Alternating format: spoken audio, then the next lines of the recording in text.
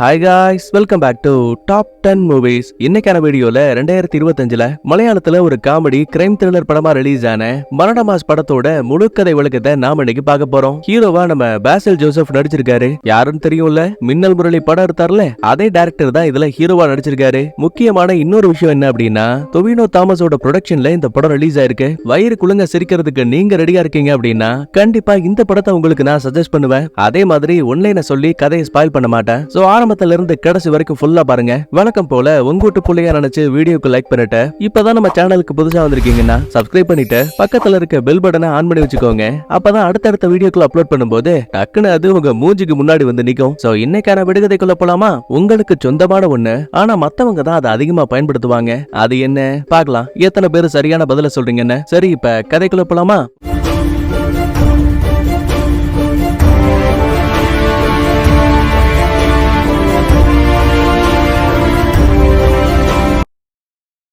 Opening சீன்ல ஒரு news சேனல்ல ஒரு ஆள் பேசிட்டு இருக்காரு. இந்த மாதிரி 1990ல இன்சூரன்ஸ் ஏஜென்டான குமார் அப்படிங்கிற ஆளை வாழைப்பழத்துல விஷத்தை கலந்து எவனோ ஒருத்தன் போட்டு தள்ளிட்டானா. இந்த செய்தியை கேட்ட அடுத்த நொடியே குமார் மனைவியும் தற்கொலை பண்ணி இறந்து போயிட்டாங்களா. ஆனா அனாதையாக்கப்பட்டது என்னமோ அவங்களோட 8 வயசு பையன் மட்டும்தான். 25 வருடங்களா காத்திருந்த அந்த 8 வயசு பையன் இப்ப அவன் பனானா கில்லர்னு சொல்லப்படக்கூடிய ஒரு சீரியல் கில்லரா உருவெடுத்திருக்கான். உண்மையை சொல்லப்போனா இந்த கேஸ் நீங்க நினைக்கிறத விட ரொம்ப கொடூரமானது. இந்த மாதிரி ஒரு பெரிய ஹாரிபிள் இன்டர்வியூ கொடுத்துதான் படமே ஆரம்பிக்குது. கட் பண்ணா அப்படியே ஒரு மாசத்துக்கு முன்னாடி போகுது. இரவு நேரத்துல ஒரு மீசக்காரன் கவர் ஃபுல்லா வாழைப்பழத்தை வாங்கிட்டு பக்கத்துல இருக்க ஒரு கூடாரத்துக்கு வரான். ஆளை பார்த்தா பல நாள் சாப்பிடாத பள்ளி மாதிரி இருக்கான்ல. ஆனா உருவத்தை வச்சு நம்ம எடை போடக்கூடாதுங்கிறதுக்கு ஏத்த மாதிரி இந்த பயப்புள்ள அந்த கூடாரத்துக்குள்ள ஒரு ஆளை கட்டி போட்டு வச்சிருக்கான். அப்ப கூட அவரும் கெஞ்சுவாரு, தம்பி வேணாம்பா, என்ன எதுவும் பண்ணாத. ஆனா இந்த மீசக்கார கேசவன் அதையெல்லாம் கேட்காம அந்த ஆளு மண்டையிலேயே சுத்தியில வச்சு அடி அடின்னு அடிச்ச இந்த மார்க்கெட்ல எல்லாம் மூட்டை தூக்குற கொக்கி ஒண்ணு இருக்கும் இல்லையா, அத அந்த பெரிய மனுஷன் வாய்க்குள்ள விட்டு ஒரே இழுப்பு ஒரு பக்கம் கண்ணமே கிழிஞ்சுக்கிட்டு வெளியில வந்துருங்க.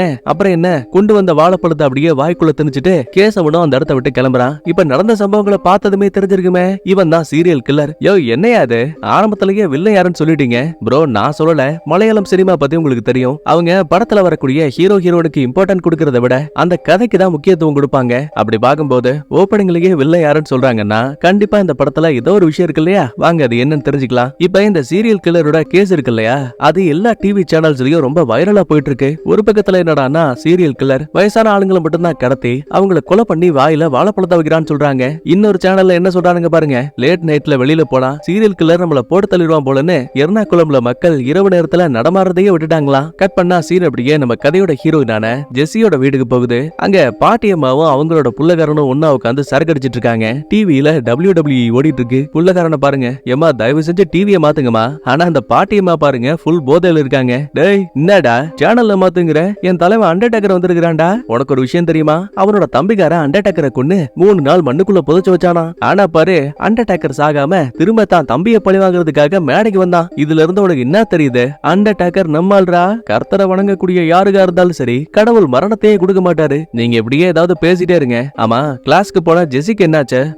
உன் பொண்ணு தானப்பா, போன் அடிச்சு கேட்க வேண்டியதானே. வரட்டும் வரட்டும், இன்னைக்கு ஒரு கை பாக்குறேன்னு இந்த ஆளு வெளியில வரும்போது கரெக்டா ஹீரோயினோட ஜெசி உள்ள வராங்க. அப்பா என்ன பத்தி ஏதோ பேசிட்டு இருந்தீங்க போல. ஐயோ செல்லோ, அந்த மாதிரி எதுவும் கிடையாது, நீ போமா போய் தூங்க. சரின்னு நேரா பாட்டி கிட்ட வரும்போது அந்த அம்மா பாருங்களேன், ஏண்டி உன்னோட பாய் ஃப்ரெண்டு அதான் அந்த லூக் இருக்கால, அவன் எனக்கு இன்ஸ்டால ரிக்வெஸ்ட் கொடுத்திருக்காண்டி, நான் அக்செப்டே பண்ணல. ஐயோ பாட்டி, எதுக்காக இப்ப அவனை பத்தி பேசுறீங்க? நானே அந்த பைத்தியக்காரனை பிரேக்கப் பண்ணலாம்னு இருக்கேன். நீங்க வேற இதுல டென்ஷன் மேல டென்ஷன் பண்றீங்க. நான் போய் தூங்குறேன்னு கிளாஸ்ல இருந்த சரக்கு குடிச்சிட்டு குடுகுடுன்னு பயப்புள்ள வீட்டுக்குள்ள போயிடுவா. அடுத்த நாள் காலையில விடுது. டிபார்ட்மெண்ட்டை சேர்ந்தவங்க மீடியா கிட்ட இந்த சீரியல் கில்லர் பத்தி பேசிட்டு இருப்பாங்க. சார், இப்ப வரைக்கும் தொடர் கொலைகள் நடந்துகிட்டே இருக்கு. உண்மையாவே அந்த கில்லரை பிடிக்க போறீங்களா, இல்லனா கலெக்டர் ஐயாவை போட்டு தள்ளதுக்கு அப்புறம் தான் நீங்க அவனை பிடிப்பீங்களோ? உடனே பக்கத்துல இருக்க போலீஸ்க்கு சம கோவம். ஏவா என்னமா பேசிட்டு இருக்க? ஐயோ சார், என் மேல கோவப்படாதீங்க. நம்ம கலெக்டர் ஐயாவுக்கு வயசு ரொம்ப அதிகம் இல்லையா, சீரியல் கில்லரும் வயசான ஆளுங்களை தான் கொண்டுட்டு இருக்கான். அதனாலதான் ஐயாவையும் போட்டு தள்ளிடுவான் போலன்னு ஒரு சும்மா கெஸ் பண்ண. நல்லா பண்ணப்போ பாருங்கப்பா, இப்ப இந்த சீரியல் கில்லரோட கேஸ் ஹேண்டில் பண்ண போறது அஜய் தான். உங்களுக்கு தெரியும்ல, அவர் ஒரு ஸ்ட்ரிக்ட் ஆபீசர். எப்பேற்பட்ட சக்தியாலையும் அவரை துளி கூட அசைக்கவே முடியாது. கட் பண்ண அடுத்த ஏசிபி அஜய காட்டுறாங்க. தலைவர் இப்ப ஒரு சைக்காலஜி டாக்டரை பார்க்க வந்திருக்காரு. ஓ அப்படின்னா சீரியல் கில்லரை பத்தி விசாரிக்க போறாரோ? கிடையவே கிடையாது. இந்த அஜயே ஒரு பக்கத்துல உட்கார்ந்து ஒப்பாரி வச்சிட்டு இருக்காரு. பதிலுக்கு டாக்டரும், சார் என்ன ஆச்சு, இப்ப எதுக்கு இவ்வளவு அலறீங்க?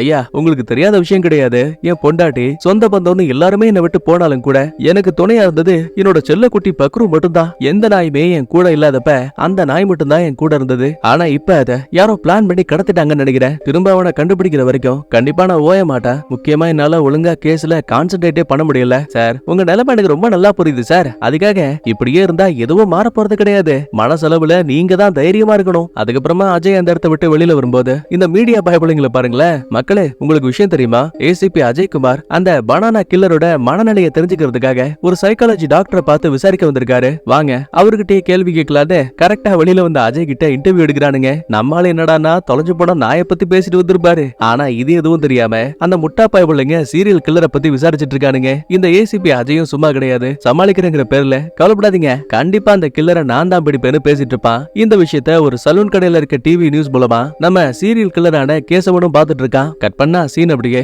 எர்ணாகுளம்ல இருக்க ஒரு சின்ன ஊருக்கு போகுது. ஒரு மினி போலீஸ் பட்டாலியனே ஊருக்குள்ள இறங்குது. என்னடான்னு பார்த்தா பல நாளா தேடிட்டு இருக்க அந்த பனானா சீரியல் கில்லர் இருக்கால, அவன் இங்கதான் இருக்கான்னு எவனோ ஒருத்தன் இன்ஃபர்மேஷனை கொடுத்திருக்கான். அதுக்காக தான் இவ்வளவு போலீஸ் வந்திருக்காங்க. அப்படியே கட் பண்ணா வீட்டுக்குள்ள இருக்க நம்ம கதையோட ஹீரோவை காட்டுறாங்க. யாரு? நம்ம பேசல் ஜோசப் தான். மனசுல விஜய்னு நினைப்பு, பயபுள்ள புஷ்அப்லாம் எடுத்துட்டு இருக்காங்க. அப்ப கரெக்டா கதவை திறந்துகிட்டு உள்ள வந்த போலீஸ்காரங்களும், ஏடா தம்பி கொஞ்சம் ஸ்டேஷனுக்கு வரியா, உங்ககிட்ட கொஞ்சம் விசாரிக்கணும். நம்ம ஆளு துளி கூட பயப்படவே இல்ல. தன்னோட ஜாக்கெட் எடுத்து மாட்டிக்கிட்டு ரொம்ப கேஷுவலா வெளியில வந்தவன் அங்க இருக்க ஊர் மக்களை பார்த்து விஜய் மாதிரி போஸ்ட் கொடுத்துட்டு இருக்காங்க. சரி ஊர் மக்கள் இவனை பார்த்து பயப்படுவாங்கன்னு பார்த்தா அதான் கிடையாது. ஏய் என் தலைவன் லூக்க ரிலீஸ் பண்ணுன்னு ஒட்டுமொத்த பேரும் கத்துறானுங்க. ஆனா இன்ஸ்பெக்டர் அதையெல்லாம் கேட்காம எர்ணாகுளம் ஸ்டேஷனுக்கு நம்ம ஹீரோவை தூக்கிட்டு வந்துட்டாங்க. ஆனா கொஞ்ச நேரத்திலேயே அந்த இடத்துக்கு ஊர் தலைவரும் ஒரு கண்ணாடிக்கார பஸ் மாஸ்டரும் வந்திருக்காரு. ஐயா நீங்க தப்பான ஆளை பிடிச்சிருக்கீங்க. லூக்கா வெளிநாட்டு வேலைக்காக சக்கலோஸ்கோவியாவுக்கு அனுப்புறதுக்காக 16 லட்சம் ஊர் மக்களே இவனுக்காக ரெடி பண்ணி வச்சிருக்கோம். எது 16 லட்சமானு இன்ஸ்பெக்டரே வாயை பொழுகிறாரு. சார் இதுக்கே இவ்வளவு ஷாக் ஆகுறீங்க? இந்த பாருங்க இப்ப மட்டும் இந்த லூக்கா நீங்க ரிலீஸ் பண்ணல, வெளியில இருக்க ஒட்டுமொத்த பேரும் இந்த ஸ்டேஷனுக்கே உடைச்சுக்கிட்டு உள்ள வந்துருவானுங்க. என்னன்னு புரியாம ஜன்னல் வழியா எட்டி பார்க்க ஊர் மக்கள் மொத்த பேரும் இங்க கூடி இருக்கானுங்க. அதுல ஒரு பரட்ட முடிக்காரன் இப்பதான் ரேஷன் கடைக்கு போயிட்டு மண்ணெண்ணெய் வாங்கிட்டு வந்திருப்பான். உடனே கூட இருக்க ஃப்ரெண்டுக்காரனும், டேய் ஏன்டா இவ்வளவு லேட்டு? மண்ணெண்ணெய் வாங்க வேணாமா? அதான் லேட் ஆயிடுச்சு. சரி குடு நான் வச்சிருக்கிறேன். குடுக்க மாட்டேன். எங்க அம்மா என்ன தொடப்பத்தை வச்சு வெளுத்து கட்டிடுவாங்க. ஆக்சுவலா இந்த ரெண்டு பேருமே மண்ணெண்ணெய் பாட்டிலுக்கு தான் சண்டை போட்டுட்டு இருப்பானுங்க. ஆனா ஜன்னல் வழியா பார்க்கக்கூடிய இன்ஸ்பெக்டருக்கு என்ன தோணும்? ஆஹா பையன் மண்ணெண்ணைய கொண்டு வந்திருக்கிறான், கொஞ்சம் விட்டா லூக்குக்காக இதே இடத்துல தீ குளிப்பான் போலன்னு உள்ளுக்குள்ள பயம் அதிகமாகுது. ஏயா இவன் ஒருத்தனுக்காக ஒரு ஊரே வந்திருக்கீங்களே, அப்படி என்ன இவன் பண்ணா? ஐயா என்ன பண்ணலன்னு கேளுங்க. கொஞ்ச நாளைக்கு முன்னாடி OLXல நம்ம போலீஸ் ஸ்டேஷனை போட்டோ எடுத்து விற்பனைக்கு போட்டால, அந்த வேலையை பார்த்த புண்ணியவானே தோ இந்த லூக்கு தான். இது மட்டும் கிடையாது, கோயில் குளத்துல ஆட்டு குடலை கொட்டிட்டான். அப்புறம் சர்ச்ல பிரைவேட்டா பேசுவாங்கல்ல, அந்த இடத்துல ஒரு மைக்க ஜாயின் பண்ணி விட்டு ஸ்பீக்கர்ல அவங்க பேசின எல்லாத்தையும் ஊருக்கே பரப்பிட்டான். கடைசியில அங்க சுத்தி இங்க சுத்தி ஊர் தலைவரான எனக்கே ஒரு பெரிய ஆப் அடிச்சுட்டாங்க. ஐயா என்னோட பிரவுசிங் டீடைல்ஸ் எல்லாம் ஸ்கிரீன்ஷாட் எடுத்து பஞ்சாயத்து ஆபீஸோட சுவர்களையே ஒட்டி வச்சு என் மானத்தையே வாங்கிட்டான். உண்மையை சொல்ல போனா இந்த லூக்கு பிறக்கிறதுக்கு முன்னாடி எங்க ஊரும் மண்ணும் பொண்ணு விளையிற பூமியா இருந்துச்சு. ஆனா இந்த பைத்தியக்காரன் எப்ப பிறந்தானோ ஒரு செடி கொடி கூட முளைக்க மாட்டேங்குது. அதாங்க ஐயா ஊர் மக்கள் எல்லாம் ஒன்னா சேர்ந்து பணத்தை சேர்த்து செக்கலோஸ்கேவுக்கு இவனை அனுப்ப பிளான் பண்ணிருக்கோம். இன்னும் ஒரு வாரம் தான், இவனை எப்படியாச்சும் அங்க அனுப்பிடுவோம். ஒரு நிமிஷம் கடுப்பான இன்ஸ்பெக்டரும், ஏன்டா இதெல்லாம் பண்ணன்னு கேட்டா, ஐயா கோயிலையும் சர்ச்சையும் ஊருக்குள்ள கொண்டு வந்து மத கலவரத்தை உருவாக்குவாங்க. அதனாலதான் அங்க குடலையும் கொட்டி வச்சேன். சர்ச்சுக்குள்ள பேசுற எல்லாத்தையும் மைக்க போட்டு ஊர் மக்கள் கேட்கிற மாதிரியும் பண்ண. கடைசியா நான் ஊர் தலைவர் விஷயத்துல தான் ஒரு சின்ன தப்பு பண்ணிட்டேன். அவரோட பிரவுசிங் ஹிஸ்டரிய பஞ்சாயத்து ஆபீஸ்ல ஒட்டாம பார்லிமெண்ட்ல ஒட்டி இருக்கணும். ஐயோ தலைவரே இவன் பேச்ச கேட்டா எனக்கே பைத்தியம் பிடிச்சிரும் போலயே. நேரா உங்க விஷயத்துக்கே வர. இப்ப இந்த லூக்க நான் என்ன பண்ணணும்? ஐயா நீங்க எதுவுமே பண்ண வேணாம், அவனை ரிலீஸ் பண்ணுங்க. ஒரு வாரத்துல பார்த்து பேசி நாங்க அவனை வெளிநாட்டுக்கு அனுப்பி வச்சிருவோம். ஆமா ஆமா சின்ன சின்ன சில்லற வேலையை தான் பாக்குறேனே தவிர இவெல்லாம் சீரியல் கில்லரா இருக்க வாய்ப்பு இல்லன்னு கேவலமா திட்டி அங்க இருந்து அனுப்பி வைக்கிறாங்க. இப்ப ஊர் மக்கள் என்னதான் நம்ம ஹீரோவை தப்பானவனா பார்த்தாலும் கூட இங்க இருக்கக்கூடிய இளைஞர்களோட ஆதரவு நம்ம ஹீரோவுக்கு முழுமையா இருக்கு. அதனாலேயே தூக்கி வச்சு கொண்டாடிட்டு இருக்காங்க. கட் பண்ண அடுத்த சீன்ல ஒரு குளத்தை காட்டுறாங்க. அங்க அரவிந்த் சொல்லப்படக்கூடிய ஒரு ஆள் உட்கார்ந்து இருக்கிறான். 20 வருஷங்களுக்கு முன்னாடி தொலைஞ்சு போன தன்னோட அப்பா திரும்ப வரவே இல்ல. ஒருவேளை அந்த ஆள் இறந்து போயிட்டாரு போலன்னு அவருக்காக கடந்த சில வருடங்களா திதி கொடுக்க ஆரம்பிச்சிருக்கான். ஒரு நிமிஷம் சின்ன வயசுல ஊரை சுத்தி விளையாண்டது, தான் அப்பாவோட கைப்பிடிச்சு நடந்து போனதுன்னு எல்லாமே இல்லூஷனா வந்து போகுது. ஆக்சுவலா இந்த அருவி ஒரு பஸ்ல கண்டக்டரா வேலை பார்த்துட்டு இருக்கான். இப்ப வழக்கம் போல வேலைக்கு வரும்போது டிரைவரான ஜெனி எங்க வராரு. இந்த ரெண்டு பேரோட முதலாளி தான் லாஸ்டா போலீஸ் ஸ்டேஷன்ல பார்த்தா அந்த மாஸ்டர். ஆக்சுவலா ஏதோ ஒரு கட்சி மீட்டிங் நடக்க போகுது போல, அதுக்காக ரேடியோலாம் செட் பண்ணிட்டு இருப்பாங்க. அப்போ உடனே மயக்க வாங்கின இந்த ஜெனி, பாருங்கயா இதுக்கு முன்னாடி 21 பொண்ணுங்களை நான் பாத்திருக்கேன். ஆனா எல்லா நேரத்திலயும் இந்த ஊருக்குள்ள இருக்க ஏதோ ஒரு நாய் தான் டைரக்டா அந்த பொண்ணு வீட்டுக்கே கால் பண்ணி என்ன பத்தி தப்பா இல்லாத பொல்லாத விஷயங்களை சொல்லி வச்சிருக்கீங்க. பக்காளி இதே மாதிரியே மறுபடியும் ஏதாவது சம்பவம் நடந்துச்சு, அவங்கள கொல்லாம விட மாட்டேன்னு பேசிட்டு இருக்கான். கட் பண்ணா இன்னொரு பக்கத்துல நம்ம ஹீரோ ஃப்ரெண்டு கூட பக்கத்துல இருக்க ஒரு பாக்ஸிங் கிளாஸ்க்கு வந்திருக்கான். ஏன்னா இங்கதான் ஜெஸியும் பாக்ஸிங் கிளாஸ் போயிட்டு இருக்கா. நேரா உள்ள வந்தவன், ஜெஸி உனக்கு என்ன ஆச்சு? கால் பண்ணா எடுக்க மாட்டேங்கிற, மெசேஜ் பண்ணா மதிக்க மாட்டேங்கிற, ஏதாவது பிரச்சனைனா மறுபடியும் எனக்கு ஒரே ஒரு சான்ஸ் கொடுக்கலாம்ல? ஐயோ பிரதர், உங்களுக்கும் எனக்கு இருந்த உறவு அது நேத்தே அறந்து போச்சு. சோ இதுக்கப்புறமா என்ன டிஸ்டர்ப் பண்ணாம இருக்கிறது உங்களுக்கு நல்லது. அடி பாவி, நேத்து வரைக்கும் லூக் மச்சான்னு எவ்வளவு அன்பா பாசமா பேசிட்டு இருந்த, ஆனா இன்னைக்கு திடீர்னு என்ன பிரதர்னு கூப்பிட்டு இருக்க. ஐயோ ப்ரோ, ஒரு சில விஷயங்கள் கசக்கத்தான் செய்யும். நானும் உன்னை லவ் பண்ண ஆரம்பிச்சதுக்கு அப்புறமா இப்ப திருந்துவ என் மேல இருக்க காதல்லையாச்சும் ஒரு நல்ல வேலைக்கு போவான்லாம் எதிர்பார்த்தேன். ஆனா பாரு, அந்த மாதிரி நீ ஒரு இலவும் பண்ணல. இதுல போதாத குறைக்கு நீதான் அந்த பனானா சீரியல் கில்லர்னு ஊரு முழுக்க ஒன்ன பத்தி பேசிட்டு இருக்கானுங்க. இதுல இன்னொரு கொடுமை என்னடானா, சந்தேகத்துல உன்னை போலீஸ் ஸ்டேஷனுக்கு தூக்கிட்டு போயிருக்காங்க. ஆனா வெளியில வந்து நீ அங்கேயே வச்சு லைவ் போட்டிருக்க. இப்படிப்பட்ட ஒரு ஆளை என்னால லவ் பண்ண முடியாது. சோ நமக்குள்ள இருந்த ரிலேஷன்ஷிப்பை இங்கேயே நான் பிரேக்கப் பண்றேன். ஆக்சுவலா ஜெஸியுமே ட்ரூவா தான் லவ் பண்ணிருப்பா.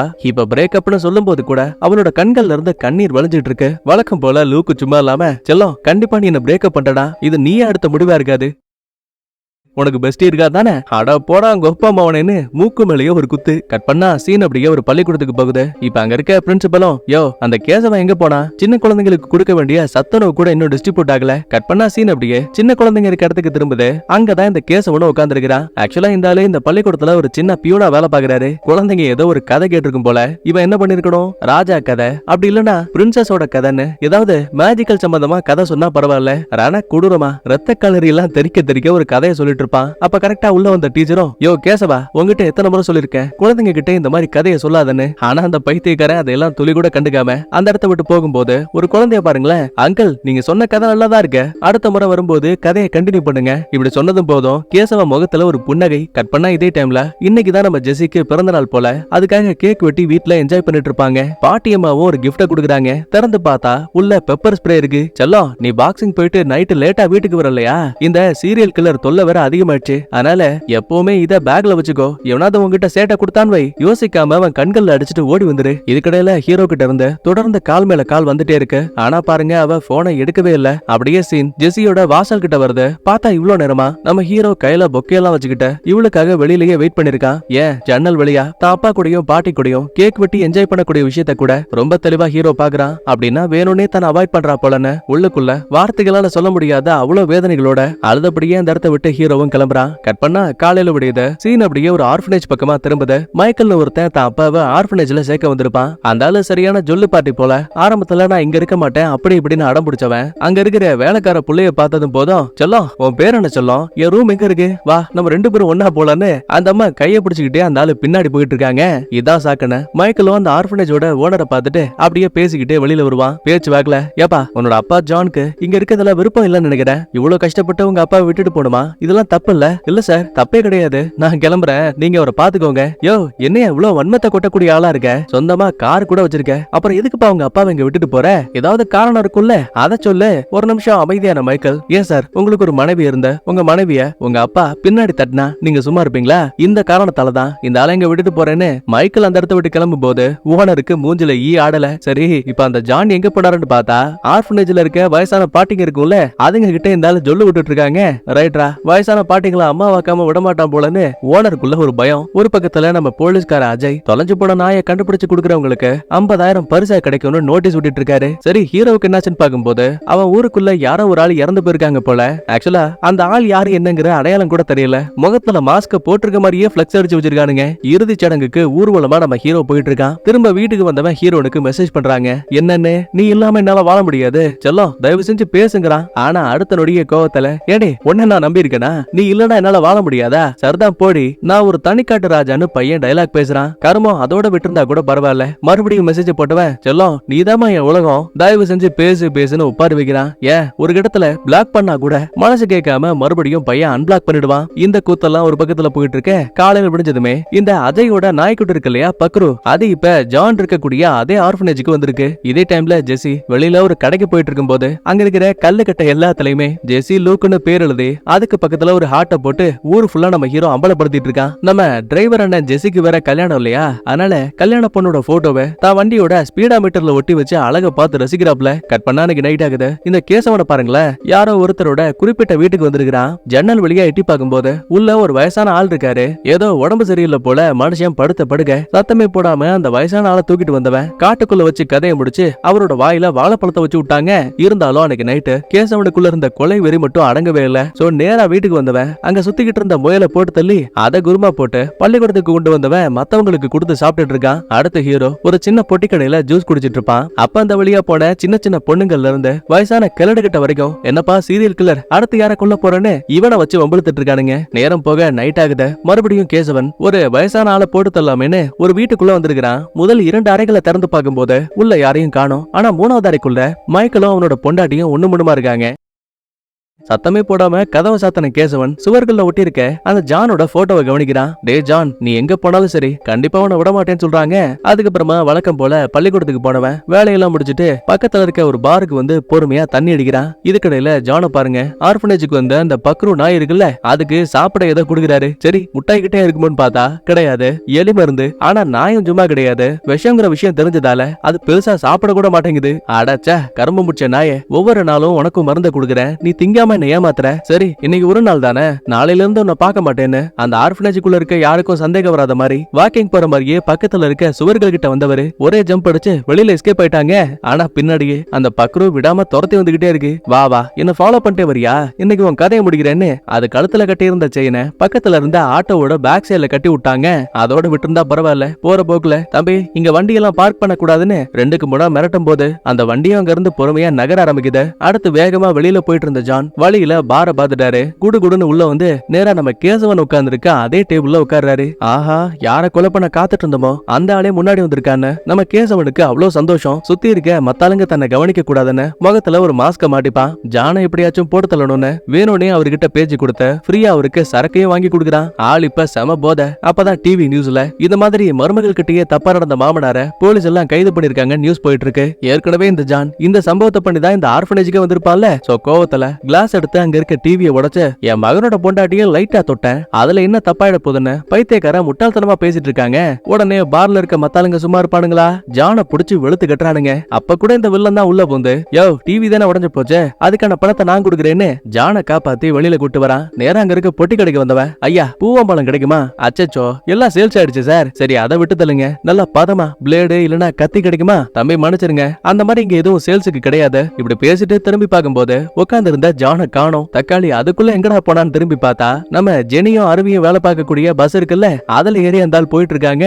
யோ பெருசு எங்கேயா போற, இன்னைக்கு உன்னை சும்மா விட மாட்டேன்னு குடு குடுன்னு பின்னாடியே ஓடி வந்து கேசவனும் ஏறிட்டான். அப்பதான் ஜான் அந்த பஸ்ல சீனியர் சிட்டிசனுக்கு முன்னுரிமை அப்படின்னு எழுதிருக்கு. ஏற்கனவே அந்த சீட்ல ஒரு வயசான ஆள் தான் உட்கார்ந்து இருக்கிறாரு. ஆனா இந்த அரபோத நாய் சும்மா இல்லாம யோ வயசான ஆளுங்க உட்கார வேண்டிய சீட்ல உனக்கு என்னையா வேலைன்னு உடனேயோட தட்டி எழுப்பி விட்டான். கருமம் அது கூட போய் தொலைதுங்க. பக்கத்து சீட்ல உட்கார்ந்து இருக்கவன் தான் பொண்டாட்டி கிட்ட வீடியோ கால் பேசிட்டு இருக்கான். பெருசு பார்த்து சும்மா இருக்க வேண்டியதானே, யாரு பார்த்த புள்ள பாக்க அம்சமா இருக்கு, உன் பொட்டாட்டியா? ஏவா ஏன் முக்காடு போட்டிருக்க, துடிய வழக்கு. யோ ஏன் பொட்டாட்டி கிட்ட நீ என்ன எசக்கு பசக்கா பேசிட்டு இருக்கேன்னு பக்கத்து சீட்காரன் பஞ்சாயத்துக்கு வந்துட்டான். அப்ப அருவியும் சமாதானப்படுத்தலாமே உள்ள வரும்போது, டேய் யாரா நீ, நான் உங்க அப்பனுக்கும் அப்பன்னு வார்த்தையை விடுவாரு. சண்டை பெருசாயிட்டே இருக்கு. கேசவன் தான் உள்ள போந்து, தம்பி அவர் ஏற்கனவே செம போதப்பா, வயசான ஆள் வேற, அவர்கிட்ட பேசி என்னாக போகுது, நீங்க போய் வேலையை பாருங்கன்னு அனுப்பி வச்சிருவான். பஸ் இப்ப ஒவ்வொரு ஊரையும் சுத்தி வந்துட்டு இருக்கு. இந்த கிழடு கட்டா சும்மாவே இருக்க மாட்டேங்கிறாங்க. முன்னாடி சீட்ல ஒரு புள்ளைய பார்த்தா போதும், அதுக்கு பின்னாடி சீட்ல இந்த ஆள் போய் உட்கார்ந்துக்கிறான். இப்ப இந்த பஞ்சாயத்துக்கு மத்தியில ஆபீசர் அஜய் காட்டுறாங்க. கூட இருக்க கான்ஸ்டபிளும், சார் 1990ஸ்ல குமரன் சொல்லப்படக்கூடிய ஆளுக்கு வாழைப்பழத்துல விஷயத்தை கொடுத்த ரொம்ப கொடூரமா கொண்டிருக்காங்க. சந்தேகத்தின் பேர்ல ஒரு 3 பேரை அந்த டைம்ல அரெஸ்ட் பண்ணி விசாரிச்சிருக்காங்க. ஆக்சுவலா அந்த குமரனுக்கு 8 வயசுல அந்த டைம்ல ஒரு பையன் இருந்திருக்கான். ஒருவேளை அந்த கேஸ்ல இருக்கக்கூடிய அதே 8 வயசு பையன் தான் இத்தனை வருஷத்துக்கு அப்புறமா தான் அப்பாவோட இறப்புக்கு காரணமா இருந்த சந்தேக நபர்களான அந்த 3 பேரையும் கொலை பண்ணிட்டு இருக்கான்னு நினைக்கிறேன். சிரிச்சுக்கிட்டே அஜயும், ஆமா நீ சொல்லக்கூடியது ரொம்ப சரி. இப்ப அந்த குமார் இறந்து போன வழக்குல கடைசியா இருக்கக்கூடிய ஒரே ஒரு ஆளு அது இந்த ஜான் மட்டும் தானே. இப்ப அவரோட போட்டோவை ஒட்டி வைக்கிறாங்க. சோ இப்பதான் விஷயமே புரியுது. தான் அப்பாவோட இறப்புக்கு பழி வாங்குறதுக்காக தான் இந்த கேசவ ஒரு சீரியல் கில்லராவே உருவெடுத்திருக்கான். கட் பண்ணா இதே டைம்ல இப்ப ஜெனியோட பஸ்ல நம்ம ஹீரோயின் கிளடு கிட்ட கடைசியா கேசவன் இந்த 3 பேர் மட்டும் தான் டிராவல் பண்ணிட்டு இருக்காங்க. கிளடு கிட்ட தான் சரியான காஜியாச்சே. சும்மா இருப்பாடா. ஹீரோயினோட பேக் சைடுக்கு வந்தவன் தோள்பட்டையில கைய வைக்கிறான். ஆரம்பத்துல நம்மால பொறுத்து போயிருந்தாலும் கூட ஒரு கட்டத்துல கடுப்பாயிட்டு தான் பேக்ல இருந்து பெப்பர் ஸ்ப்ரேவை வெளியில எடுக்கிறா. பாரபட்சமே இல்லாம அரை பாட்டில மூஞ்சில எடுத்து அடிக்கிறா. உண்மையை சொல்ல போனா இந்த கண்டக்டர் அருவி இருக்கான்ல, இவன் அந்த பெருசு ஹீரோன் கிட்ட தப்பா டச் பண்ண விஷயத்த ரொம்ப தெளிவா பாத்திருப்பான். சோ அதனாலேயே இந்த ஆளுக்கு இதெல்லாம் தேவைன்னு ரொம்ப கேஷுவலா உட்காந்துட்டு இருப்பான். ஆனா பாருங்க, அந்த ஜானுக்கு ஆஸ்துமா பிரச்சனை இருக்கும் போல. சோ அதனாலேயே அந்த பைபிள்ல மூச்சு விட முடியாம கொஞ்ச நேரத்துக்கு பேச்சு மூச்சு இல்லாம அதே இடத்துல மயங்கிட்டான். உண்மையை சொல்ல போனா இப்ப நடந்த பஞ்சாயத்து எதுவுமே நம்ம டிரைவர் ஜெனிக்கு தெரியாத. ஏன்னா அவரு தன்னோட வருங்கால மனைவி கூட கால் பேசிட்டு இருப்பாரு. அப்பதான் அருவி ஜானை பார்த்து சந்தேகப்பட்டவன் பக்கத்துல வந்து அவருக்கு என்னாச்சுன்னு செக் பண்ணி பார்க்கும்போது பைபிளுக்கு செம ஷாக்கு. ஏன்னா அந்த ஆளு இறந்து போயிட்டாங்க. உடனே கேசவனை பாருங்களேன், அட பாவீங்களா, நான் ரிவெஞ்ச் எடுக்கலாம்னு வச்சிருந்த ஆளை நீங்க கொண்டுட்டீங்களேன்னு ஏதோ நல்லவ மாதிரி அந்த ஆளுக்கு சிபிஆர் எல்லாம் பண்ணிட்டு இருக்கான். ஆனா அதுவும் வேலை கேட்கல. ஜெஸ்ஸி வேற பயத்துல உட்கார்ந்து கதறி அழ ஆரம்பிக்கிறா. என்ன ஏதுன்னு புரியாம வண்டியை ஓரம் கட்டின ஜெனியும், அருவி என்னாச்சு, எதுக்காக இந்த பொண்ணு அழுதுட்டு இருக்கா? அண்ணா தோ இந்த ஜான் இருக்கான்ல, அவன் ஜெசி கிட்ட தப்பா நடக்க ட்ரை பண்ணா. அடா பாவி, உனக்கு இந்த வயசுல இந்த பொண்ணு கேக்குதா? உன்னெல்லாம் அடிச்சே கொல்லணும்டா. அழுதுகிட்டே ஜெசியும், அண்ணா நான் அவனை ஏற்கனவே கொண்டுட்டேனே. இல்ல எனக்கு புரியல. ஆனா அவன் என்ன தப்பா தொட்டானா, பயத்துல நானும் ஸ்ப்ரே அடிச்சனா அந்த ஆள் செத்து போயிட்டான். ஐயோ கொலை கேஸா? சரி வாங்க உடனே போலீஸ் ஸ்டேஷனுக்கு போலாம். ஆனா கூட இருக்க அந்த கேசவனை பாருங்க. சார் போலீஸ் ஸ்டேஷனா? அங்கெல்லாம் வேணாம் சார், பாவம் அந்த புள்ளைய பார்த்தா ரொம்ப சின்ன பொண்ணா இருக்கு, அவளோட வாழ்க்கையே கெட்டு போயிரும் சார். இப்ப அதுக்கு என்னையா பண்ணணுங்கிற? ஒரு நிமிஷம் யோசிச்ச ஜெனியும், இந்த பாருமா முதல்ல உன் வீட்டுக்கு கால் பண்ணி அம்மா அப்பா யாரையாச்சும் இங்க வர சொல்லு. பார்த்தா இப்ப அவங்களே கால் பண்றாங்க. அட்டன் பண்ணவ ஒண்ணுமே தெரியாத மாதிரி, சொல்லுங்கப்பா ஜெசி எங்க இருக்க, ஏன் இன்னும் வீட்டுக்கு வரல? இல்லப்பா நான் ரியா வீட்டுல சும்மா படிக்கலான்னு வந்தேன். ஓ அப்படியாமா, சரி சரி லேட் ஆயிடுச்சுல்ல, நீ அங்கேயே தங்கிட்டு காலையில வீட்டுக்கு வா. அப்ப இந்த பாட்டியம்மா பாருங்க, செல்லம் பாட்டி கொடுத்த பெப்பர் ஸ்ப்ரே அதை பத்திரமா வச்சிருக்கல. அடே கொப்பத்தா, நீ கொடுத்த அந்த பெப்பர் ஸ்ப்ரேவால தான் எல்லா பிரச்சனையும் புலம்பிக்கிட்டு ஜெசி காலை கட் பண்ணிட்டா. இதே டைம்ல ஏசிபி அஜய் ஜானை பார்த்து விசாரிக்கலாமேன்னு நேரா ஆர்ஃபனேஜுக்கு வந்திருப்பாரு. ஆனா பாருங்க ரூம் கதவு லாக் ஆயிருக்கு. திறந்து உள்ள வந்தவங்க பெட்டு கடியில செக் பண்ணி பார்த்தா உள்ள ஃபுல்லாவே பலான கதை புக்கா இருக்குது. சரி கருமோ அது கூட பரவாயில்ல. டிராவ திறந்து பார்த்தா உள்ள கஞ்சா பொட்டலம்லாம் வச்சிருக்காங்க. அடங்க ஒப்பம் அவனேன்னு ஒட்டுமொத்த போலீஸும் வாய புலகுறாங்க. இதுக்கடையில பஸ்ல இருக்க ஜெனி, இந்த பாருங்கப்பா எனக்கு இந்த மாசம் 16ஆம் தேதி கல்யாணம். கண்டிப்பா நான் கொலை கேஸ்ல உள்ள எல்லாம் போக முடியாது. ஏமா உங்க வீட்ல இருந்து எவனும் வரப்போறதும் கிடையாது. நான் ஸ்டேஷன்ல இறங்கி வர்றேன். நீயாச்சு அந்த இறந்து போன பணமாச்சு. இதை கேட்டு கேசவனுக்கு சுத்தமா பிடிக்கல. இவன் ஏற்கனவே தான் அப்பாவோட இறப்புக்கு ரிவெஞ்ச் எடுக்க ஆசைப்பட்டிருப்பால. சோ அதுக்காகவே இந்த பாருங்க அந்த புள்ளைய பார்த்தா பாவமா இருக்கு, சின்ன பொண்ணு. அதனால நான் உங்களுக்கு ஒரு உதவி பண்ணலாம்னு இருக்கேன். இந்த இறந்து போன ஜான் உடம்ப நான் எடுத்துக்கிறேன். யோ கொலைய பண்ணது அந்த புள்ள, சம்பந்தமே இல்லாம நீ எதுக்கே அந்த பணத்தை எடுக்கிற? எப்பா இதெல்லாம் வெறும் மனிதாபிமானம்பா. ஆனா இந்த வேலையை நான் சும்மா பண்ண மாட்டேன், எனக்கு நீங்க பணம் கொடுக்கணும். உடனே கூட இருக்க அருவி சும்மா இல்லாம, சார் உங்களுக்கு எத்தனை லட்சம் வேணும்? ஆத்தி நம்ம 1000ல காசு கேட்கலான்னு பார்த்தா இவன் லட்சத்துல கொடுக்குறேங்கிறான். ஏன் வருவதை விடுவானே? தம்பி ஒரு 5 லட்சம் கொடு, அப்படின்னா தான் இந்த பணத்தை நான் எடுப்பேன். உடனே 3 பேரும் பாக்கெட்டை செக் பண்ணி பார்த்துட்டு, அண்ணே 6350 ரூபா தான் இருக்கு.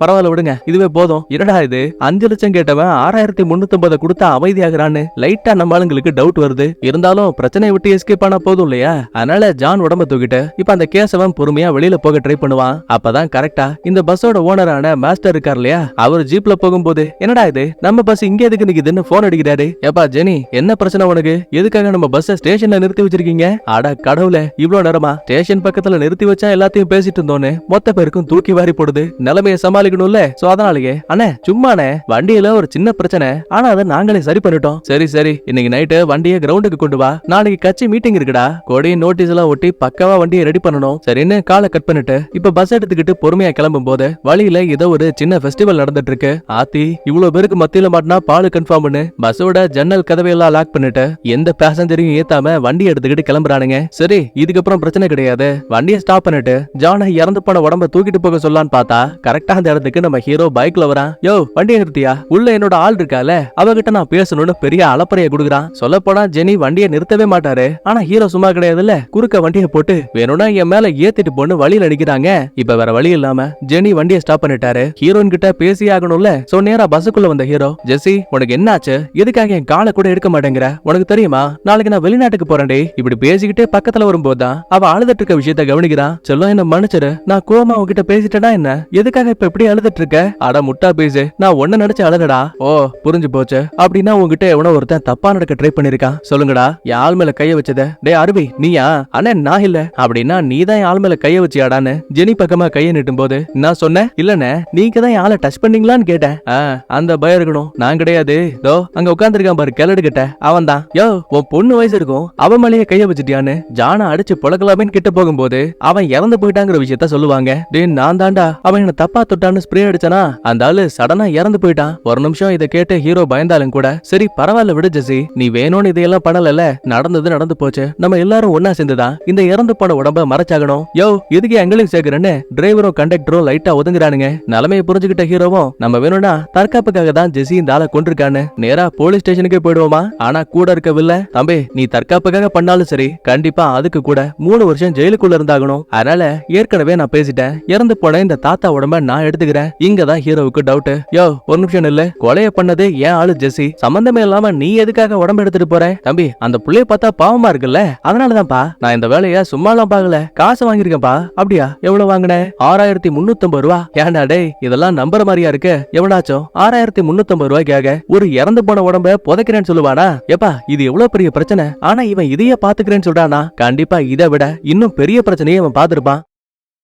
ஒருவேளை டிவி நியூஸ்ல எல்லாம் சொல்லக்கூடிய அந்த பனானா சீரியல் கில்லர் இருக்கான்ல, அவன் இவனா கூட இருக்கிறதுக்கான வாய்ப்பு அதிகம். நடக்கிற விஷயங்களை பார்த்து கடுப்பான ஜெனி, இந்த பாருங்கடா நீங்க பண்ற எதுவுமே எனக்கு பிடிக்கல, இப்பதான் எனக்கு ஒரு வழியா கல்யாணமே நடக்க போகுது, அதனால நான் ஸ்டேஷனுக்கு வண்டியை விடுறேன், நீங்க அங்க வச்சு எதா இருந்தாலும் பேசிக்கோங்க. உடனே ஹீரோ கடுப்பாயிட்டு, யோ நீ தைரியம் இருந்தா வண்டியை உடியா பாப்போம், நீ சொல்லிதான் என் ஆளு அந்த கிழவனை போட்டு தரலான்னு அப்படியே நான் பிளேட்டை மாத்துவேன். ஒரு நிமிஷம் பயந்து போன ஜெனியும், நீ வேணா போய் சொல்லலாம், ஆனா அந்த பொண்ணு கண்டிப்பா அது போயெல்லாம் சொல்லாத, அண்ணா என்ன மன்னிச்சிருங்க, என் லூக் மச்சா என்ன சொல்றாரோ அதைத்தான் நானும் பண்ணுவேன்னு பைபிள் அப்படியே பிளேட்ட மாத்துறாங்க.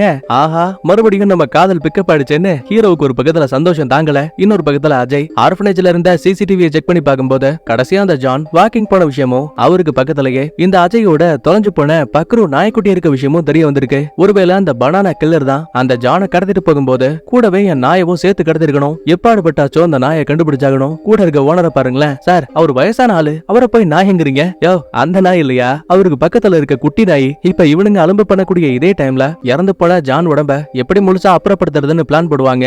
அப்ப மறுபடியும் உள்ள வந்த வில்ல, தம்பி எனக்கு பக்கத்து ஊர்ல ஒரு 5 சென்ட் இடம் இருக்கு, நீங்க வேணும்னா பணத்தை அங்க கொண்டு வாங்கல, அங்கேயே மொத்தமா அடக்கம் பண்ணிடலாம். பதிலுக்கு ஹீரோவும், இந்த பாரு இதெல்லாம் செட்டே ஆகாது, உங்களுக்கு தெரியும்ல நாளைக்கு கட்சி மீட்டிங் நடக்க போகுது, எல்லா இடத்துலயும் செக்கிங்க்கு போலீஸ் இருப்பாங்க, சோ இந்த ஊருக்குள்ளேயே உடம்ப அடக்கம் பண்ணாதான் உண்டு. பிரச்சனை அது மட்டும் கிடையாது, இப்ப பஸ்ஸுக்குள்ள இறந்து போயிருக்காரு அந்த ஜான், அவர் ஒரு வயசான ஆளு, உங்களுக்கு தெரியும்ல பனானா சீரியல் கில்லர், வயசான ஆளுங்களை மட்டும் தான் கொண்டுட்டு இருக்கான்.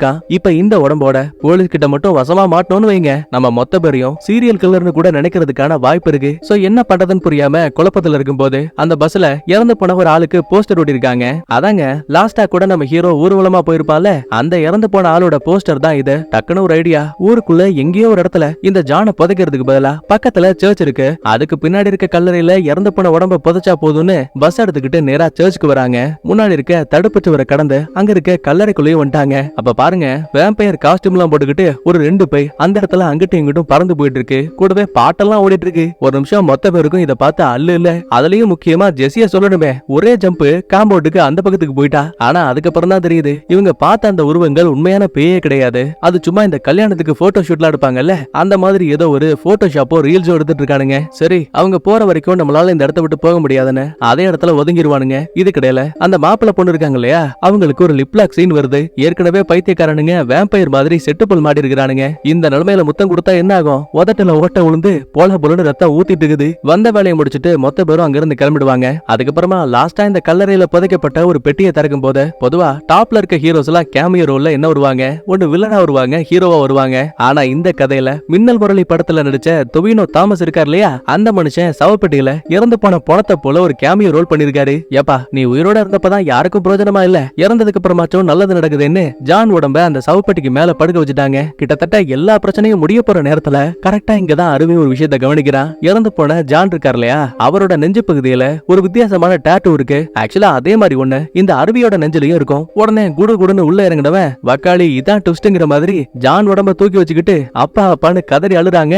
என்னன்னு பார்த்தா இங்கதான் ஒரு சின்ன பிளாஷ்பேக். 20 வருஷத்துக்கு முன்னாடி இந்த அருவியோட அப்பா தான் மனைவி இறந்து போனதுக்கு அப்புறமா புள்ளைய ஒரு கோயிலுக்கு கூட்டிட்டு வந்திருக்காரு. அங்க இந்த டாட்டூ குத்துவாங்க இல்லையா, அந்த மாதிரி ஒரு ஆளா நம்ம குரு சோமசுந்தரம் வந்திருக்காரு. தம்பி உன் அப்பாவுக்கும் உனக்கும் நான் ஒரு டாட்டூ குத்த போறேன், உலகத்திலேயே இந்த ஒரு டாட்டூ அது உங்ககிட்ட மட்டும் தான் இருக்கும், ஏன்னா கடவுள் தான் இந்த டாட்டூ எனக்கு காட்டினாரு, சோ உங்களை தவிர இந்த டாட்டூவை வேற யாருக்கும் குத்த முடியாது. அதுக்கப்புறமா பச்சை குத்திட்டு பக்கத்துல இருக்க பீச்சுக்கு வருவாங்க.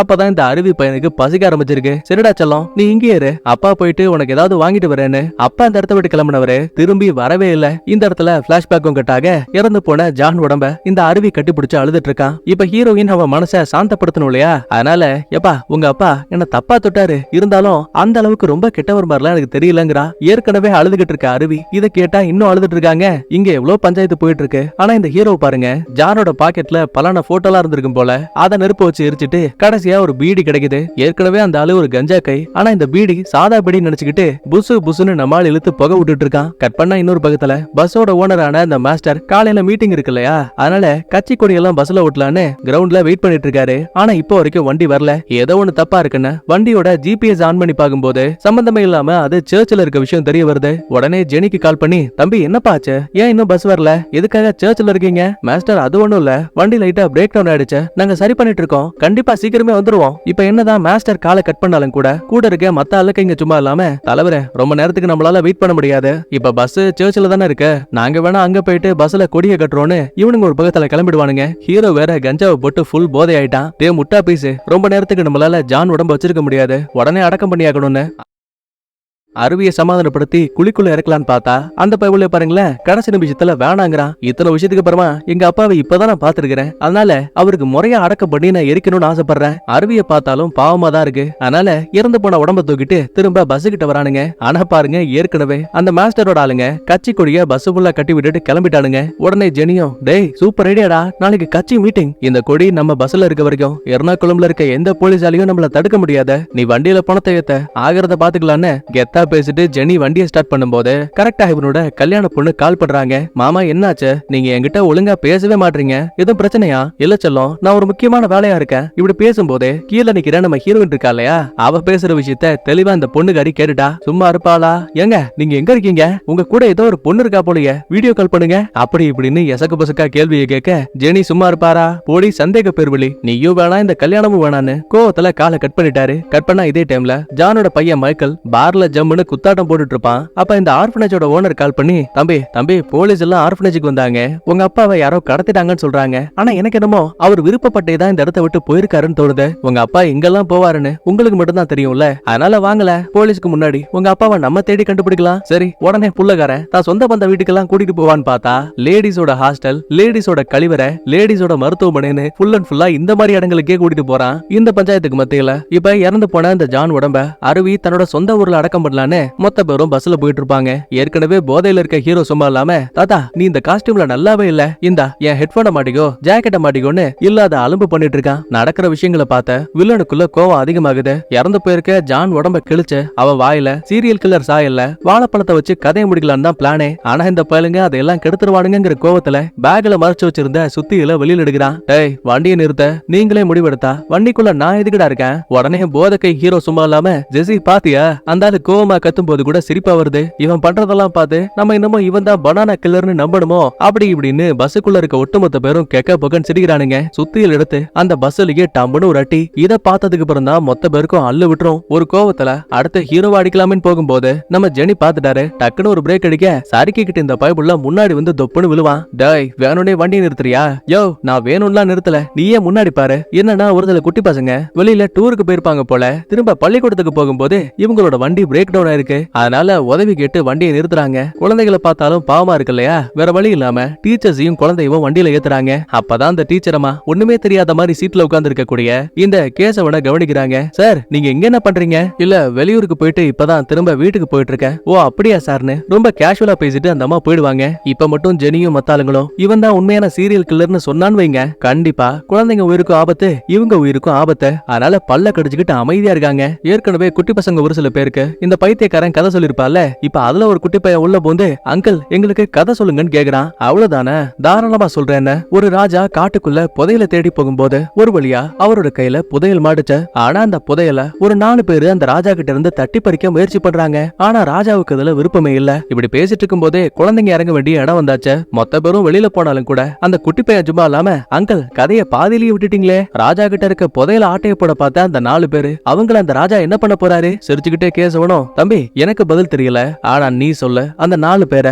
ராஜா என்ன பண்ணா கரெக்டா இருக்கும்? வேற என்ன, ராஜாவையே எதிர்க்கக்கூடிய ஆளுங்களோட கதைய போட்டு தள்ளிட்டு போயிட்டே இருக்கணும்னு வில்லத்தனமா பேசிட்டு அந்த பயபுள்ள அங்க இருந்து கிளம்பிட்டான். பஸ்ஸுக்குள்ள இருக்க நம்ம ஆளுங்களுக்கு அல்ல இல்ல, வந்த குட்டி பசங்க, டீச்சர்ஸ்னு எல்லாருமே அங்க இருந்து கிளம்பினதுக்கு அப்புறமா வில்ல இப்ப கூட ஒரு வாய்ப்பு கொடுக்குறான். இந்த பாருங்க, எனக்கு இறந்து போன உடல் தேவை, இதை மட்டும் கொடுத்துருங்க, என் ரிவெஞ்ச பண்ணி முடிச்சிட்டு நான் பாட்டுக்கு கிளம்பிடுவேன். ஆனா அருவி என் அப்பாவை கொடுக்க மாட்டேன், அவரை முறையா அடக்கம் பண்ணுவேன்னு ஆர்ப்பாட்டம் பண்றாங்க. கடுப்பான வில்ல தான் போன்ல இவங்க அந்த கல்லறையை தோண்டி இறந்து போன உடம்ப உள்ள வைக்க ட்ரை பண்ணிருப்பாங்கல்ல, அது எல்லாத்தையுமே திருட்டுத்தனமா போட்டோ எடுத்து வச்சிருக்கான். இப்ப அதை காட்டி, பாத்தீங்களா நான் இங்க இருந்து போடா கூட நீங்க தான் இந்த கொலையை பண்ணீங்க, நீங்க தான் அந்த பனானா கில்லர்னு போலீஸ் கிட்ட மாட்டி விடுவேன், என்ன இறந்து போன உடம்ப கொடுக்குறீங்களா இல்லனா ஜெயிலுக்கு போயிட்டு கம்பி என்ன போறீங்களா? நடக்கிற விஷயங்களை பார்த்து பயந்து போன ஜெனி அந்த இடத்த விட்டு தப்பிக்கலாமேன்னு வண்டியை விட்டு இறங்கும் போது கரெக்டா அங்க போலீஸ் ஜீப் வருது. உள்ளதான் இவங்க தேடக்கூடிய வில்ல இருக்கிறான். ஆனா அத ஜெனியால சொல்ல முடியாது. என்ன அப்படி சொன்னானா இறந்து போன ஜான் தாத்தாவோட விஷயங்கள் வெளியில வந்துரும். அதுக்கு பயந்துகிட்டே, சார் பாத்தீங்கல்ல இது கட்சி வண்டி, மாஸ்டர் எங்களை கிரவுண்டுக்கு கொண்டு வர சொன்னாரு. அப்ப விண்டோ வழியா ஹீரோ எட்டிப்பாக,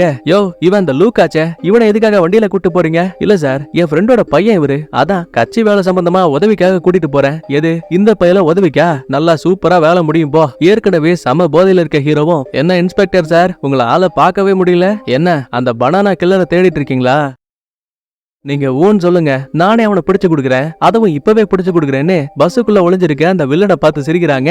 ஆனா இன்ஸ்பெக்டர், டேய் அந்த ஈரவங்க தேவையில்ல, நானே அவனை பிடிச்சுக்கிறேன்னு தான் கையில இருக்க ஒரு போட்டோ எடுத்த ஜெனி கிட்டையும் அருவி கிட்டையும் காட்டி, அடுத்த அந்த சீரியல் கில்லர் இவரை தான் கொல்ல போறான், உங்களுக்கு இவரை தெரியுமான்னு ஜானோட போட்டோவை காட்டுவாங்க. ஆத்தி ஏற்கனவே ஜான் இறந்து போன நிலைமையில பஸ்ஸுக்குள்ள தானே இருக்கான், அதனால ஒண்ணுமே தெரியாத மாதிரி, சார் நாங்க இந்த ஆளை பார்த்ததே கிடையாதுன்னு பச்சையா உருட்டிட்டு இருக்கானுங்க. இப்ப வந்த போலீஸும் அந்த இடத்த விட்டு கிளம்ப ஹீரோயின் பதட்டமா வெளியில ஓடி வரா. ஏமா என்னாச்சு? அண்ணா ஒரு சின்ன பிரச்சனை, போலீஸ் வந்ததால பயத்துல நான் கண்ணை முடிக்கிட்டு கீழே ஒளிஞ்சுக்கிட்டேன், மறுபடியும் கண்ணை முடிச்சு பார்க்கும்போது அந்த வில்ல பையன் தப்பிச்சு போயிட்டானா, போகும்போது அந்த ஜான் உடம்பையும் தூக்கிட்டு போயிட்டான். அருவிக்கு இதை கேட்டு அழுக தாங்கல, அதே இடத்துல குத்த வச்சு உட்கார்ந்துட்டான். அப்ப உள்ள வந்த ஹீரோவும், அண்ணா கண்டிப்பா அந்த வில்ல ரொம்ப தூரம் போயிருக்க முடியாத, நம்ம தேடினா கண்டிப்பா அவனை கண்டுபிடிச்சிட முடியும். உடனே ஜெனியும், தம்பி விடுறா, அதான் பிரச்சனை எல்லாம் முடிஞ்சு போச்சுல்ல, இனிமே அந்த கேசவன் தன்னோட ஸ்டைல்ல கொலை பண்ணி இதை ஒரு சீரியல் கொலையா மாத்திடுவான், எப்படியோ நம்ம இந்த பிரச்சனையை விட்டு வெளியில வந்துட்டோம்ல, அது வரைக்கும் நிம்மதி. அண்ணனுக்கு 16ஆம் தேதி கல்யாணம், மறக்காம நீ அங்க வந்துரு சரியா? அண்ணே ஒரு நிமிஷம், லாஸ்டா அந்த ஜானுக்கு என்னோட ஜாக்கெட்டை கொடுத்தால, ஆமா இப்ப அதுக்கு என்ன,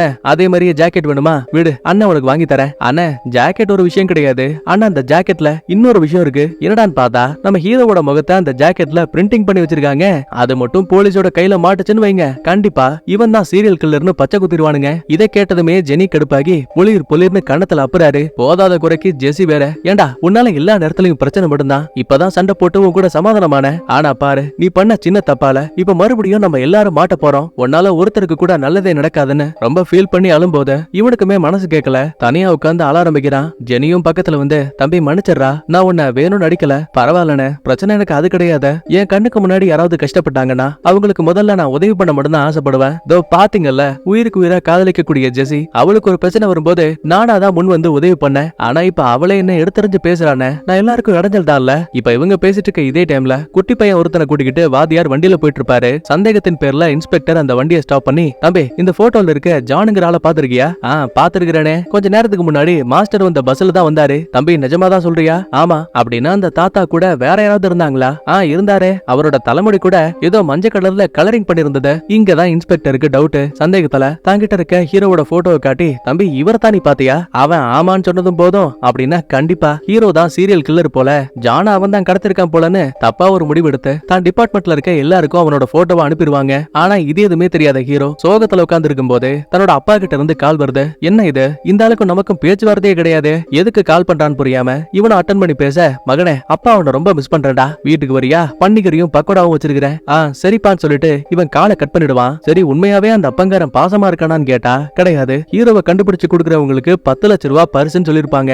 அதனால போலீஸ்கார நேரா நம்ம ஹீரோவோட அப்பாவை பார்த்து, நீ அவனுக்கு வர சொல்லு, நான் உனக்கு அந்த 10 லட்சம் ரூபாய் பரிசு தொகையை வாங்கி தரேன்னு சொல்லிருப்பாரு. அதனாலதான் இந்த நைனா நல்ல மாதிரி நம்ம ஹீரோ கிட்ட பேசிட்டு இருக்கான். இதுக்கிடையில ஜெனி அப்புறம் ஹீரோவோட போனுக்கு நம்ம ஹீரோ தான் சீரியல் கில்லர்னு கன்ஃபார்ம் பண்ணி போலீஸ் அவனை தேடிட்டு இருக்க மாதிரி நியூஸ் வந்திருக்கு. தான் வாழ்க்கையே முடிஞ்சு போச்சுங்கிற சோகத்துல உட்கார்ந்த ஹீரோ, அண்ணா எல்லாம் முடிஞ்சு போச்சுண்ணே, நான் எல்லாருக்கும் பாரமா தான் இருக்கேன்னு சொன்னீங்கல்ல, ஏன் ஒருத்தனால இன்னைக்கு ஜெசிகாச்சும் நல்லது நடக்கட்டும், நீங்களாம் இங்க இருந்து கிளம்புங்க, முழுக்க முழுக்க பழிய நானே ஏத்துக்கிறேன். இல்ல தம்பி எங்களால முடியாது, என்ன பிரச்சனை வந்தாலும் சரி ஒன்னா சமாளிக்கலாம். அழுதுகிட்டே ஜெசியும், ஆமாடா நானும் உங்ககிட்ட கோவத்துல ஏதோ ஒண்ணு பேசிருக்கலாம், ஆனா அதுக்காக உன்னை முழுசா வெறுத்துட்டேன்லாம் கிடையாது, நீ போகாத, நான் வேணா போலீஸ் கிட்ட என்கிட்ட தப்பா நடந்துக்கிட்டான், அதனாலதான் அந்த ஜான கொன்னேன்னு பழி ஏத்துக்கிறேன். இந்த மாதிரி கட்டிப்பிடிச்சு அழும்போது ஜெஸ்ஸி நான் ஜெயிலுக்கு போயிட்டு வர வரைக்கும் எனக்காக நீ வெயிட் பண்ணுவல்ல, அவ பதிலே சொல்லாம அழுதுட்டு இருப்பா. வலுக்கட்டாயமா அவளை தள்ளி விட்டுட்டு நீங்க முதல்ல இந்த இடத்த விட்டு தப்பிச்சு போங்கன்னு 3 பேரையும் அனுப்பி வச்சுட்டான். அப்ப பாருங்க, இந்த அஜயோட செல்லப்பிராணி பக்ரு இருக்குல்ல, அது வண்டியில கட்டி இருந்த செயினை அத்து போட்டுட்டு ஓடி வந்திருக்கும் போல.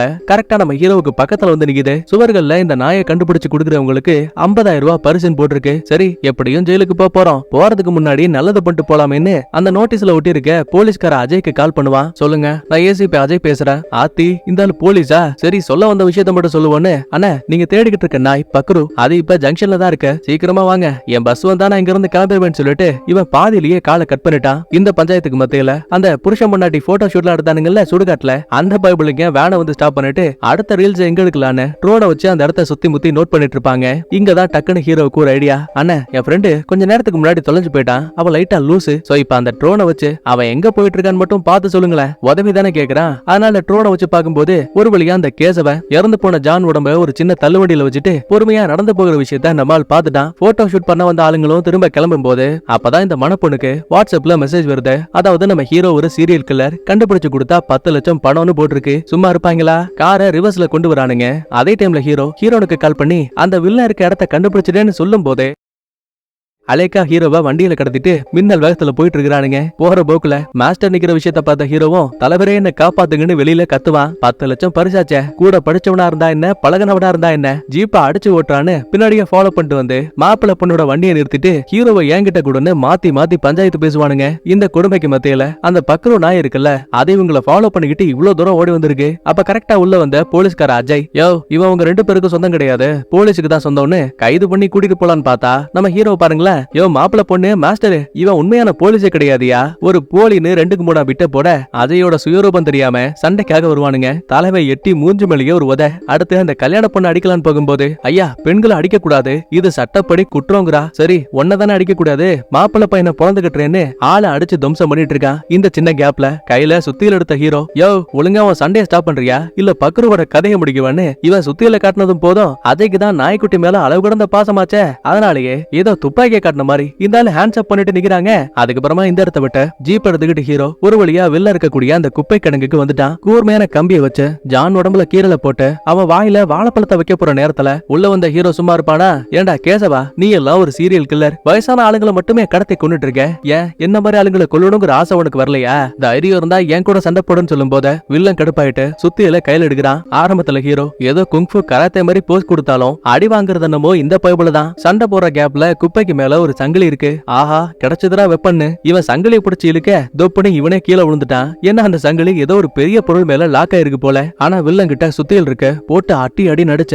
ரத்த சொட்ட சொட்ட மேல தொங்கிட்டு இருக்க ஒரு கயிறை கையில எடுத்த ஒரு பக்கத்தை ஹீரோவோட கழுத்துல கட்டி இன்னொரு பக்கத்தை இழுத்து கொஞ்சம் கொஞ்சமா அவனை சாகடிக்க ட்ரை பண்ணுவான். கிட்டத்தட்ட உயிர் போக போற அந்த நிமிஷத்துல கரெக்டா அங்க இருக்க குப்பை கடங்கோட கேட்டை எல்லாம் உடைச்சுக்கிட்டு நம்ம சுந்தரா டிராவல்ஸ் ஓடிக்கிட்டு ஜெனி உள்ள வராப்ல. ஹீரோ தொங்கிட்டு இருக்க இடத்துக்கு நேரா பஸ் நிறுத்த அவனும் காலை ஒண்டி ஒரு வழியா உயிர் பழச்சிட்டான். கூடு குடுன்னு வண்டியை விட்டு கீழே இறங்கின அருவி, எலே என் அப்பாவை என்னடா பண்ணன்னு கேட்டா எட்டி ஒரு அட்டி பையன் பறந்து போய் குப்பையில விழுறான். பதிலுக்கு ஜெனியும் கம்பி எடுத்துட்டு சண்டைக்கு வருவாரு. ஆனா ஜான பாருங்க, ஜெனியோட அந்தரங்க பாகத்துல ஓங்கி ஒரு உத. அடா பாவி, 16ஆம் தேதி கல்யாணம்டா, அதுக்குள்ள எனக்கு ஆபரேஷனை ஃப்ரீயா பண்ணிட்டியடான்னு வழியில கதறிக்கிட்டு இருக்காரு. இங்க எவ்வளவு பெரிய பஞ்சாயத்து போயிட்டு இருக்கு. ஆனா பஸ்ஸுக்கு மேல நம்ம ஹீரோயின் கட்டி பிடிச்சு பாசமலைய பொழிறானுங்க. அப்பதான் ஹீரோயினும் ஜெனி அடிபட்டு கீழே விழுற விஷயத்த பார்த்த நான் போய் அவங்களுக்கு ஹெல்ப் பண்றேன்னு பாக்ஸிங் போஸ கொடுத்துக்கிட்டு வில்லனுக்கு முன்னாடி வருவா. அவங்கிட்ட தான் சுத்தியல் இருக்குல்ல, அடிக்கலாம் ட்ரை பண்ணுவான். ஒரு கையில அதை தடுத்துட்டு ஏதோ ஒரு பெரிய விஷயத்த பண்ண போற மாதிரி இன்னொரு கைய வச்சு அந்த கம்பியை அடிச்சு கீழே தள்ளலாமேன்னு பார்த்தா இவளுக்கு பயங்கரமா கை வலிக்குது. ஏண்டி என்கிட்டயே பில்டப் புரியா,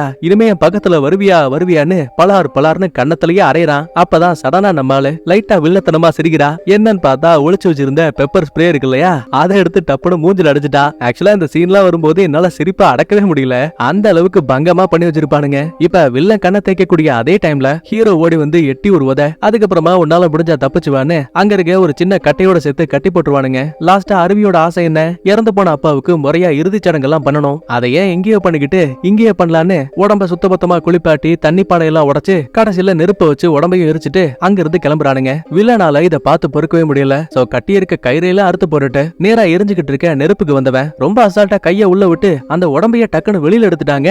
அப்ப கேட் கிட்ட ஏதோ ஒரு சத்தம் கேக்குதுன்னு லைட்டா திரும்பி பார்த்தா பஸ்ல வேகமா போனாங்கல்ல நம்மாலு போனவனுங்க சும்மா போகல, போலீஸ கூட்டிட்டு வந்திருக்கானுங்க. அப்புறம் என்ன, இவன் தான் உண்மையான சீரியல் கில்லர்னு ஒட்டுமொத்த போலீஸ்க்கும் தெரிஞ்சு போச்சு. அரைகுறையா எரிஞ்சு போயிருக்க ஜான் உடம்ப பார்த்த அப்பான்னு எமோஷனலா மைக்கிளும் கத்துறான், கூட இருக்க அருவியும் கத்துறான். என்ன இது, நம்ம அப்பாவை இவனும் அப்பான்னு சொல்றான்னு ரெண்டு பேருக்கும் குழப்பம் வேற. இந்த இடத்துல கட் பண்ணா இப்ப ஹீரோவை ஊருக்குள்ள சீரியல் கில்லர்னு சொல்லிருப்பாங்கல்ல, இப்ப அவன் தான் அந்த சீரியல் கில்லரையே பிடிச்சான்னு நிறைய இன்டர்வியூஸ் எல்லாம் எடுக்கிறாங்க. கட் பண்ண அடுத்த படத்தோட ஆரம்பத்துல 1990s வாழைப்பழத்துல விஷயத்தை கலந்த இந்த கேசவனோட அப்பாவான குமார யாரோ கொண்டுட்டாங்கன்னு சொல்லிருப்பாங்க இல்லையா, அந்த கேஸ்ல திடுக்கிடும் உண்மைகள் தெரிய வந்திருக்கு. அது என்னன்னா, கேசவனோட அப்பா வெளியூருக்கு வேலைக்கு போயிருக்காரு. வீட்டுல தொடர்ந்து எலி தொல்லை. அதனால அந்த வீட்டுல இருந்த ஒரு சில நண்பர்கள் எலியோட கதையை முடிக்கிறதுக்காக வாழைப்பழத்துல எலி மருந்து வச்சிருக்கானுங்க. ஆனா இது எதுவுமே தெரியாம வெளியூருக்கு போயிருந்த குமார் திரும்ப வீட்டுக்கு வந்ததுக்கு அப்புறமா பசிக்குதேன்னு புட்டோட சேர்த்து வாழைப்பழத்தை பிணைஞ்சு அடிச்சிருக்காப்ல. உண்மையை சொல்ல போனா இந்த சம்பவத்தாலதான் குமார் இறந்து போயிருக்காரு. ஆனா பாவம் இது எதுவுமே தெரியாம தன்னோட அப்பாவை 3 பேரு பிளான் பண்ணி தான் கொண்டிருக்காங்கன்னு கேசவன் ஒரு முட்டாள்தனமான சீரியல் கில்லரா உருவெடுத்திருக்கான்.